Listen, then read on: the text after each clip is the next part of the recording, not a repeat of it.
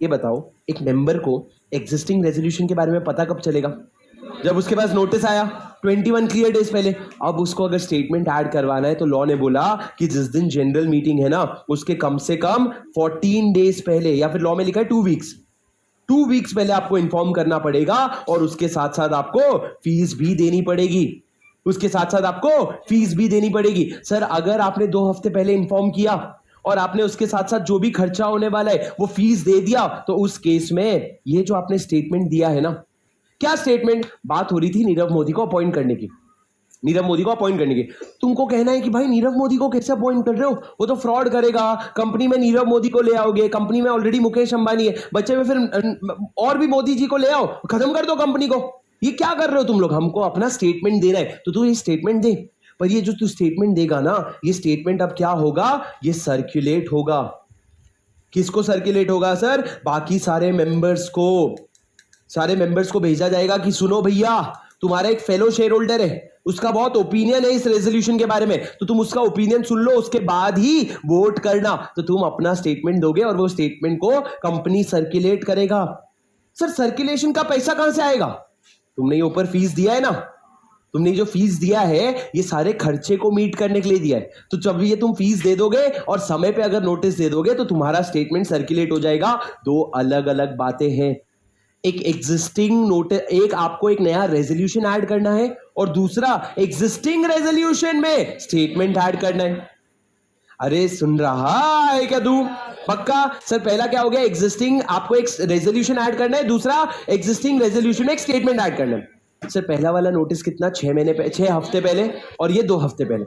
अब सर हुआ क्या, ये स्टेटमेंट जो दिया था ना, ये स्टेटमेंट ने मान लो प्रवीण ने दिया था, ठीक है, जाने दो, प्रवीण का नाम जम नहीं रहा भाई, है ना? नहीं जम रहा ना? हाँ यस, 6 बार यस, 4 बार पूछा हूं मैं, 6 बार यस बोला है। तो बाहर देखे भाई इसको, प्रेस्टीज के इसके बाहर सर समझो मेरी बात। अगर सर एक शेयर होल्डर है, उसने ना एक स्टेटमेंट बनाया, उसको क्या बोलना था कि भैया नीरव मोदी जो है ना उसको अपॉइंट मत करो, पर सर उसको ना सीधे सीधे शब्द नहीं आते, तो उसने बोला Nirav Modi dash dash dash dash dash, वो डैश डैश डैश चोरी करके गया है डैश डैश डैश, उसकी डैश डैश डैश, ऐसे कैसे अपॉइंट करोगे डैश डैश डैश, तुम भी डैश डैश डैश। ये उसने अपने स्टेटमेंट में लिखा है। और ये जिसमें लास्ट में तुम भी डैश डैश लिखा ना, वो एक डायरेक्टर के लिए लिखा था, और उसी डायरेक्टर को भाई प्लीज थोड़ा सर्कुलेट कर देना। सर ये स्टेटमेंट आप सर्कुलेट करोगे क्या? पर सर लॉ ने तो कहा करना है, लॉ ने ऑप्शन कहां दिया? सर लॉ ने एक ऑप्शन दिया है कि सर अगर ये जो स्टेटमेंट बनाया है, ये स्टेटमेंट से ना अगर तुम अग्रीव्ड हो, अग्रीव्ड मतलब क्या? बुरा लगा भाई, ऐसा मत बोला करो, दिल से बुरा लगता है भाई। हाँ तो सर अगर डायरेक्टर को बुरा लग गया तो लो बैटरी ताना जरा। सर अगर कोई अग्रीव्ड पर्सन है ना, वो रोते रोते जाएगा किसके पास? सर कंपनीज एक्ट में किसके पास जाते हो आप? सीजी के पास। यहां पे जाएगा सीजी के पास। सर देखो लॉ बोलता है रिदम रिदम रिदम तोड़ो, रिदम रिदम रिदम तोड़ो, फिर टूट गया जोड़ो। वो ये लॉ तुम्हारे साथ गेम खेल रहा है, सर हम खेलेंगे वो भाई। हमने लो बैटरी वो थोड़ी बोला था कर लो, हम आए और हमने बोला हमको करना है तो करो, वो भी तो करेगा फिर, मतलब अग्रीव्ड। परंतु ऐसे क्यों हंसते? कौन देख लेगा तेरी हंसी? हाँ मैं, और मेरे सामने अगर देखो नहीं हंसते तो इससे नहीं पता चले तुमको समझ आ रहा है मैं हंस रहा हूँ, नालायक। सर क्या लिखा हुआ है? अग्रीव्ड पर्सन अगर है वो जाएगा सीजी के पास, सीजी को जाकर बोलेगा सीजी सुनो ये जो हरकतें कर रहा है ना, it is defamatory, it is defamatory, किसी का बदनामी कर रहा है ये जबरदस्ती का, या फिर अगर उसको जबरदस्ती का नीडलेस पब्लिसिटी चाहिए। नीडलेस पब्लिसिटी मतलब उसको लग रहा है कि मैं अपनी पब्लिसिटी कर दूं, लास्ट में वो लिखता है मेरा एक बिजनेस है, तुमको माल खरीदना है वहां से, तो ये नंबर पे कांटेक्ट करो। ये सब लिखने के बाद लास्ट में ऐसी बातें कर रहे हैं। सर वो जबरदस्ती की अपनी पब्लिसिटी कर रहा है, सर जबरदस्ती का लो बैटरी बनने की कोशिश कर रहे हैं, जबरदस्ती का राखी सावंत बनने की कोशिश कर रहे हैं। तो हमने बोला भैया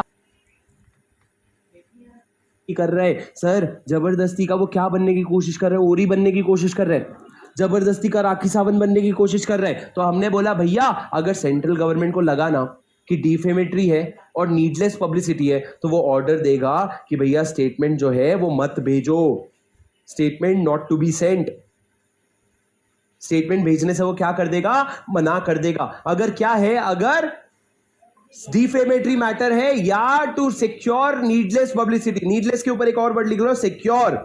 सिक्योर नीडलेस पब्लिसिटी मतलब जबरदस्ती तुम अपनी पब्लिसिटी करने की कोशिश कर रहे हो, तो सेंट्रल गवर्नमेंट आपको ये नोटिस भेजने से मना कर देगा और आप फिर ये नोटिस नहीं भेजोगे। सर आप खुद से डायरेक्टर ये नहीं बोल सकते ये क्या फालतू है, मैं नहीं भेजूंगा। लॉ ने बोला है भेजना पड़ेगा तेरे को।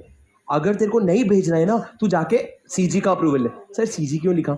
क्योंकि अल्टीमेटली ये पावर दे देंगे आरओसी को, अल्टीमेटली पावर दे देंगे आरओसी को। सर आप कहाँ ट्राइब्यूनल के पास जाओगे, कहाँ कोर्ट कचहरी का चक्कर करोगे? आरओसी को जाके बोलना कि भाई एक पेपर वर्क है, तू देख ले गंदा लिखा है मेरे बारे में, भेजू क्या? वो बोलेगा मत भेज भाई, तुम उसको फाड़ के फेंक देना।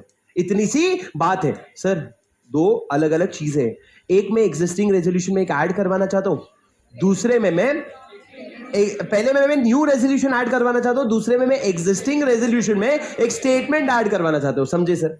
Did you understand? Yes sir. अब इसमें ना एक छोटा सा कैच है, ध्यान से सुनना।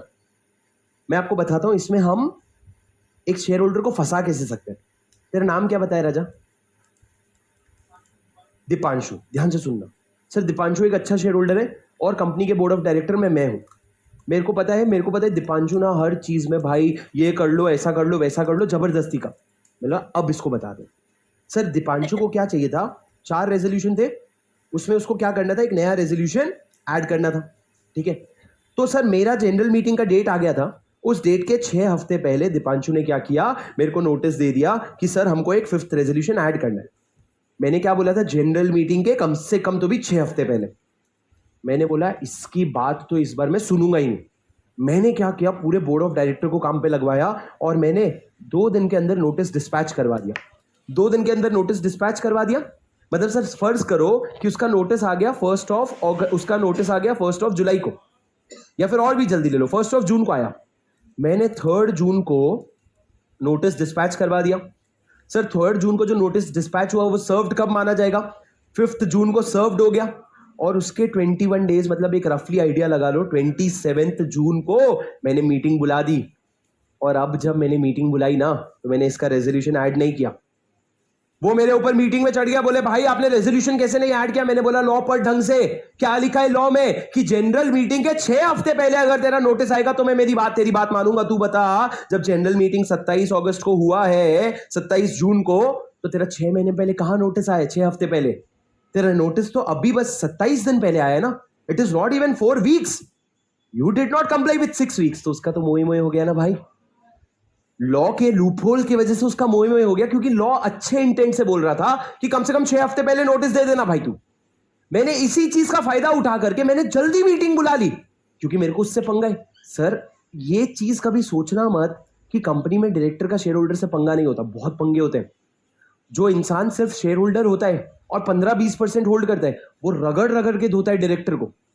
शेयर होल्डर जो बड़ा शेयर होल्डर है और डायरेक्टर में उतना ही डिफरेंसेस होता है जितना एक मालिक और काम करने वाले में होता है।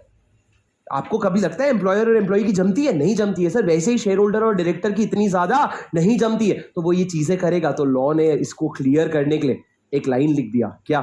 सुनना, लॉ कहता है कि अगर नोटिस जब भी आया, दीपांशु का जब भी नोटिस आया, उसके बाद अगर आपने जनरल मीटिंग कॉल किया है ना, मतलब आपने नोटिस भेजा है, तो वो जो 6 हफ्ते वाला कंडीशन है ना, वो कंप्लाई हो गया ऐसा मान लिया जाएगा। लॉ ने बोला कि तू 27 दिन वगैरह मत देख, वो 6 हफ्ते वाला कंडीशन कंप्लाई हो गया है ऐसा मान लिया जाएगा।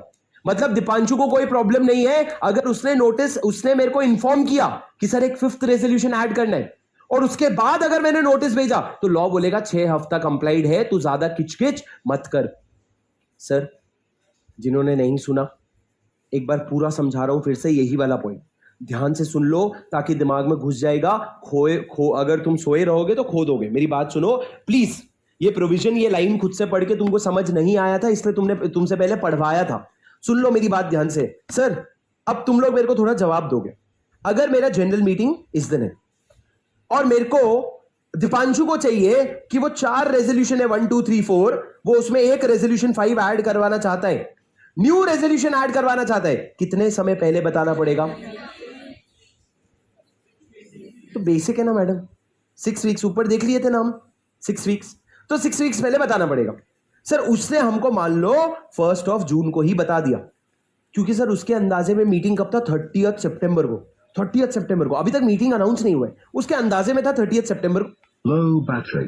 मैं सर जून जुलाई अगस्त सितंबर 4 महीने, एक डायरेक्टर को थी उससे प्रॉब्लम, उसने बोला ऐसी तैसी तेरा 5th रेजोल्यूशन तो मैं पास होने दूंगा ही नहीं। सर वो 5th रेजोल्यूशन पास होने नहीं देने के लिए मैंने बोला एक काम करते हैं, कल के कल नोटिस डिस्पैच करते हैं, 2 दिन में सर्व्ड हो जाएगा और 21 डेज में मीटिंग बुला लेते हैं। और इन्होंने क्या किया, 27 जून को मीटिंग बुला लिया। 27 जून को मीटिंग बुला लिया। मीटिंग में सर 5th रेजोल्यूशन नहीं था। अब दीपांशु मीटिंग में पूछा कि भैया मेरा रेजोल्यूशन कहाँ है, मैंने तो आपको रेजोल्यूशन भेजा था। तो हमने बोला लॉ ढंग से पढ़, तेरे को मीटिंग के 6 हफ्ते पहले रेजोल्यूशन भेजना था, तूने तो सिर्फ 27 डेज पहले भेजा है। 6 हफ्ते मतलब 42 डेज होते हैं कम से कम, तूने सिर्फ 27 डेज पहले भेजा है, तेरा नोटिस वैलिड नहीं। तूने जो हमसे रिक्वेस्ट की थी वो रिक्वेस्ट वैलिड नहीं है। उसने बोला अरे पर हमारे पास 100 सेक्शन 100 का हमारे पास लिमिट है। लिमिट मतलब क्या? 1/10 ऑफ वोटिंग पावर। मैंने बोला उससे क्या फर्क पड़ता है, डेज भी तो मैटर करते हैं ना, देखो 6 हफ्ते पहले बताना चाहिए था। सर ये लॉ का लूप होल था। एक जगह लॉ ने बोला 6 हफ्ते पहले नोटिस देना, और अगर आप चाहो तो मीटिंग आप बहुत जल्दी जल्दी में बुला सकते हो 25-30 दिन के अंदर। तो सर इससे तो क्या हो गया, इससे तो दीपांशु का मोह हो गया। तो यहां पे दीपांशु को बचाने के लिए लॉ ने एक लाइन लिखा कि भैया दीपांशु का नोटिस आने Low battery. तुम एजीएम बुला रहे हो या जनरल मीटिंग बुला रहे हो ना, तो 6 हफ्ते का condition deemed to be complied with मान लिया जाएगा। ये मान लिया जाएगा कि 6 हफ्ते का कंडीशन कंप्लाई हो गया है और तेरे को उसका रेजोल्यूशन ऐड करना पड़ेगा। सुन रहा है क्या? Welcome to Spiker Sound. Bluetooth. इससे तो दीपांशु का मोह हो गया। तो यहां पे दीपांशु को बचाने के लिए लॉ ने एक लाइन लिखा कि भैया दीपांशु का नोटिस आने के बाद अगर तुम एजीएम बुला रहे हो या जनरल मीटिंग बुला रहे हो ना, तो 6 हफ्ते का condition deemed to be complied with मान लिया जाएगा। ये मान लिया जाएगा कि 6 हफ्ते का कंडीशन कंप्लाई हो गया है और तेरे को उसका रेजोल्यूशन ऐड करना पड़ेगा। सुन रहा है क्या तू? अब एक वो लाइन पढ़ो सर, पढ़ो, नोट पढ़ो जो नोट लिखा हुआ है। If after the requisition requiring notice is deposited at the RO, क्या दीपांशु ने नोटिस उसका रिक्वेस्ट डिपॉजिट कर दिया। If after that AGM is called on a date within 6 weeks after the deposit thereof. Sir deposit हुआ था 1 जून को और आपने 6 हफ्ते के अंदर, मतलब आपने 3 हफ्ते के अंदर या 4 हफ्ते के अंदर मीटिंग अगर बुला दी, it shall be deemed to have been properly deposited. मतलब उसका रिक्वेस्ट जो था वो प्रॉपर्ली डिपॉजिट हुआ है ये माना जाएगा और देखो 5th रेजोल्यूशन ऐड करना पड़ेगा। देखो 5th रेजोल्यूशन ऐड करना पड़ेगा। जिनको नहीं समझा घर में जाके 8 बार ये लाइन पढ़ना और उसके कल मैं रिवीजन में फिर से एक बार एग्जांपल बताऊंगा, सब दिमाग में घुस जाएगा। पर एक बार ये लाइन आपको एक एक वर्ड को तोड़ तोड़ के पढ़ना पड़ेगा। सर समझे क्या तुम मेरी बात? अरे did you understand? Next page में क्या लिखा है? अगर सेंट्रल गवर्नमेंट को लगता है कि डिफेमेटरी है तो उसके या फिर टू इट इज बीइंग, क्या लाइन पढ़ो सर, क्या लिखा है? Where on an application by the company और any aggrieved person. Aggrieved person मतलब जिसके बदनामी की है, जिसके बारे में बुरा लिखा है। नीरव मोदी भी अग्रीव्ड है इसमें। And on an application is made to CG, then the CG may declare that rights in this sections are being abused to secure needless publicity for defamatory matters. The company shall not be bound to circulate any statement. अभी company को घंटा फर्क नहीं पड़ता, company statement circulate नहीं करेगा। Note, cost of such app.